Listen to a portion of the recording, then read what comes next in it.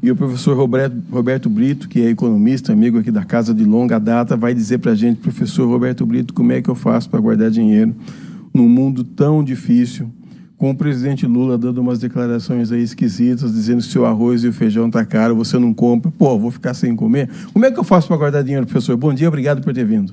Bom dia, Edson. É sempre um prazer conversar com você e com os ouvintes da Rádio Bandeirantes. Guardar dinheiro é um desafio sempre, né? Nunca a gente tem sobrando. Afinal de contas, sobretudo numa sociedade de consumo que nos coloca o tempo todo desejando alguma coisa, é difícil fazer a reserva. O primeiro passo é eleger prioridades. À medida que você elege prioridades, aquilo de uma certa forma se torna objetivo. E aí as restrições acontecem em outro campo para que você possa atingir o seu objetivo. Agora, é importante que a gente ganhe dinheiro para poder guardá-lo. E aí tem dois caminhos, né? Muito claro, sobretudo para a maioria dos brasileiros que vivem em função do seu trabalho. O primeiro deles é trabalhando mais. Quanto mais você trabalha, mais você recebe. E o segundo deles é valorizando a sua hora. Ou seja, quanto mais a sua hora vale, portanto, mais dinheiro você tem. Isso só consegue qualificação. Tirando a parte das pessoas que vivem através de renda, pessoas que podem viver através de juros, que, por sinal, está rendendo muito nesse momento, e a gente tem uma pequena parcela da população que tem esse privilégio, outras que gerações anteriores acumularam patrimônio, e, portanto, você vive de aluguel, vive de rendas auferidas, fruto da riqueza possuída, a maior parte da população vive do suor de cada dia. E aí, nesse contexto, a situação se coloca esta mesmo, não tem outro jeito. E aí fica uma recomendação, sobretudo numa visão de longo prazo. Se você quer aumentar o seu rendimento, o valor do seu trabalho tem que ser cada vez maior. E para que você possa valer mais, inevitavelmente, os níveis de exigência são outros. E isso vai te obrigar a um processo de qualificação em qualquer área. Então, não há segredos, é uma receita que todo mundo sabe, mas pouca gente olha no longo prazo. Esses meninos aqui que o senhor está vendo, o professor Danilo Capucci e o Leandro Lopes, eles estão com muito dinheiro e disseram assim, olha, graças a Deus que você está trazendo um economista aqui. O que eles querem perguntar para você é o seguinte, se poupança ainda é um bom jeito de economizar, de guardar dinheiro. A caderneta de poupança é uma educação primária, né? Sempre para a gente começar a guardar. Assim como no passado existiam os cofres e as pessoas guardavam a moedinha, existia essa educação financeira por parte dos pais, onde você dava o dinheirinho e a criança se colocava no cofre. Uma mesada. Isso. Hoje não acontece mais assim, porque a gente nem mexe mais com o dinheiro, é tudo digital, o que torna muito mais fácil gastar e muito mais difícil guardar. Para quem está começando, a caderneta de poupança é algo seguro e que garante algum tipo de doutrinação de poupar. Mas, a rigor, ela rende muito pouco. Qualquer aplicação básica, por exemplo, o CDB, que é um certificado de depósito bancário, qualquer conta bancária oferece, normalmente tende a render mais do que a caderneta de poupança num período de um ano. Nós estamos com uma taxa de juros do governo de 13,25%. Hoje existem papéis com um relativo nível de segurança que estão pagando 15% ao ano. Então, a gente já está trabalhando com mais de 1,2%, 1,3%, mesmo com pouco recurso, sem grandes volumes, é capaz de ter uma rentabilidade muito alta. Existe a ilusão, Edson, sempre de ganhar dinheiro na bolsa, aquele negócio todo. Os resultados dos últimos 2 anos não foram positivos para o mercado de variável no Brasil. E, a não ser aqueles que trabalham em ambientes de especulação, que vivem da compra e da venda do dinheiro, esses sempre ganham dinheiro. Exemplo disso, como você vinha colocando, o dólar, que explodiu em dezembro e já caiu, arrefeceu em janeiro. E nessa margem de um mês, algumas pessoas ampliaram os seus milhões colocados nisso. Para quem não tem muito dinheiro, o que a gente recomenda é sempre uma visão de longo prazo. Vá poupando devagar em ambientes seguros, de acordo para grande parte da população, em aplicações ao FGC, Fundo Garantidor de Crédito, aonde as coisas podem acontecer de maneira ruim, um banco quebrar, uma empresa não sustentar, mas o governo garante. Para quem tem mais do que isso, o que a gente recomenda é uma diversificação.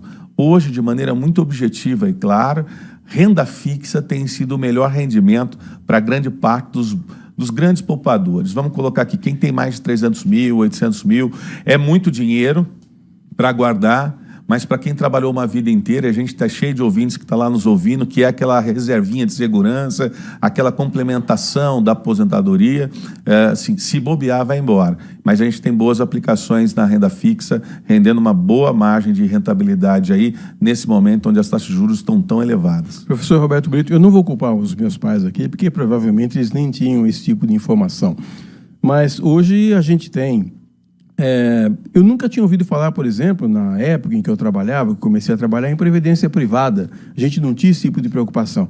Eu queria que você falasse um pouco sobre esse tipo de investimento. E assim, o casal teve um filho hoje, já começa a guardar dinheiro para pagar a faculdade? É assim que funciona? Sem dúvida. Com muita sinceridade, eu fiz isso com o meu filho. O meu filho hoje tem 22 anos, ele está formado, mas a gente começa a pensar na faculdade, evidentemente, sobretudo, né, as famílias que têm essa preocupação, né, em duas coisas principais: a moradia, a educação, a saúde também entra com isso, né? Então, a gente já começa a preparar o futuro no momento que a gente sabe que a gente vai ter um filho. Então, essa possibilidade permite com que a gente consiga poupar pouco, mas de maneira regular, a longo prazo. Nós estamos falando de 18 anos, 17 anos, que garantiria, de alguma forma, pelo menos o início, dependendo do curso que a gente estiver trabalhando. Alguns cursos são muito caros.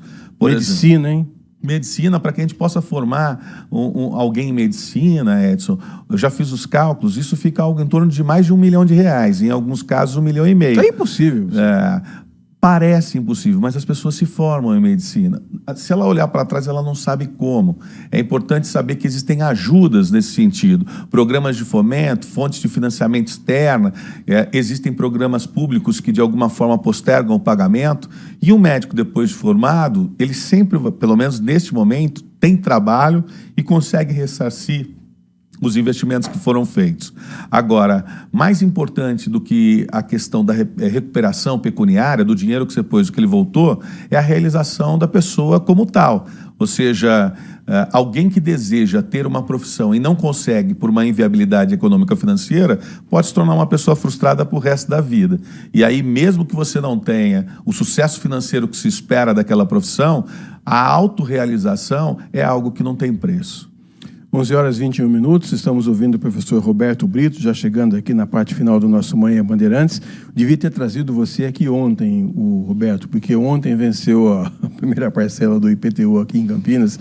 Eu quero saber de você, paga o IPTU com cota única, com desconto, ou pago em 8 vezes, como o prefeito Dário está deixando a gente pagar? Do ponto de vista pragmático, eu sempre opto pelo desconto, né? Acho que sempre vale a pena e é uma dor de cabeça a menos, porque é muito fácil deixar dessas parcelas deixarem de ser pagas. Isso vem multa, vem juros. Normalmente essa conta chega no momento que a gente está despreparado. Como você já está no começo do ano, resolve todos esses problemas e passa isso incólume. Porque é o seguinte, Edson, as pessoas às vezes postergam, né? A procrastinação é uma coisa natural no brasileiro. Eu vou dar um exemplo, IPVA. As pessoas não pagaram IPVA ou não vão pagar, de repente chega no final do ano, o cartório na sua carta, na sua casa, cobrando emolumentos, nome sujo. Isso é um problema seríssimo. Você paga muito mais do que você deveria pagar e muitas vezes com a faca no pescoço. Então, a minha recomendação é, assim, liquida essas coisas, vira a página e vamos trabalhar indo para frente. Se não há possibilidade, o pagamento parcelado é uma delas. Normalmente, quem paga parcelado são sempre locatários, né? Que não sabem se os contratos serão renovados ou não, e aí é natural que você não quite o imposto e vá pagando ele ao longo do mês, junto com o seu aluguel. Me parece ser uma medida razoável e inteligente do ponto de vista econômico. Bom, janeiro já foi para a roça, né, professor? Mas vamos pensar, ainda bem que eu trouxe você hoje, então o que eu posso planejar 2026? Janeiro de 2026 vai ter IPVA, IPTU, material escolar e outros tantos IPs aí. Então o jeito é guardar, fazer uma reservinha lá, é o jeito. Sem sombra de dúvida. A parte ruim de ter patrimônio é que ela tem despesa. Todo mundo quer ter carro, todo mundo quer ter casa, mas ninguém quer pagar imposto. Então, toda vez que a gente faz a aquisição, do outro lado tem um ônus. E aí, qual é o ônus? Então, a gente tem que se preparar para isso. Isso é importantíssimo, Edson, porque assim, muitas vezes a gente sonha com prêmios, o prêmio da Mega Sena, outros prêmios de loteria, e agora com essa avalanche das É difícil ganhar, você vai me dizer que é difícil ganhar na Mega Sena agora. Eu vou dizer para você que é improvável, mas não é impossível. Nós tivemos vários ganhadores aqui da região, inclusive alguns deles meus clientes, e posso dizer a você o seguinte: Existe, é possível. O que, na verdade, a matemática acaba constatando é que grande parte dos grandes ganhadores são jogadores compulsivos, que jogam com frequência volumes importantes de dinheiro. Coisa que a gente não recomenda, uma vez que a improbabilidade é maior do que você ter conseguir. Agora, uma coisa é certa, ninguém vai ganhar se não jogar. Achar um bilhete premiado no chão me parece quase impossível, né? Então, não há uma recomendação para isso e há um cuidado muito grande, porque a economia brasileira, o brasileiro assumiu esses jogos de bets aí. Isso que eu ia falar, essa era a última pergunta. Virou uma febre, professor. Eu diria assim, uma epidemia. Isso é gravíssimo. Isso, inclusive, para você ver o nível de quanto é grave, a Associação Brasileira de Supermercados, dos varejistas, já sofreu impactos na venda de arroz e feijão em função do volume de gastos com esses bets. Inclusive, né, frustrando gerações que estão apostando nesse foguetinho, nitgreen, nessas coisas todas, em detrimento do estudo e do trabalho. É um cenário que se apresenta terrível e que a gente precisa educar a população sobre isso. Professor Roberto Brito, nosso convidado hoje aqui para falar de economia. Professor, quem quiser... Você dá aula de economia, não? Sim, atualmente sou professor na PUC Campinas, diretor da Faculdade de Ciências Econômicas e começamos a aula ontem, né? E os alunos estão retornando aí, um grande abraço para todos eles. E os seus alunos são bons alunos? Eles anotam tudo isso que você está falando ou chega em dezembro e já esqueceu tudo? As novas gerações, elas têm mais contato com informações, né? Tem potencial para serem melhores do que aqueles que antecederam. Agora, a gente trabalha com grupos grandes, a heterogeneidade é uma coisa comum dentro da sala de aula. Da mesma forma como a gente tem talentos, a gente tem aqueles que a gente precisa pegar um pouco mais no pé. Você também tem algum escritório de contabilidade? Eu tenho a minha empresa, que é a Oikos, Finanças, Economia e Gestão Estratégica. Tem um Instagram para o pessoal acessar? Tem, a gente pode acessar lá a Oikos. Estamos lá à disposição para poder tratar dos assuntos de economia, se esse for interesse, pessoa física ou pessoa jurídica. Tá bom. E para quem consulta aqui de graça, hein? Imposto de renda também, quem não sabe fazer imposto de renda, o seu escritório também ajuda? Não, mas a gente tem os parceiros de contabilidade, muita gente óbvio. boa que trabalha na área. Tem resultado para tudo. Não, é que, assim, você está no segmento de negócios, os problemas eles são constantes e quem tem parceiro nunca fica na mão, né? Aquilo que a gente sabe fazer bem, a gente faz bem, aquilo que a gente não sabe fazer, a gente contrata quem sabe. Muito obrigado, professor Roberto Brito, economista, professor de economia da PUC Campinas.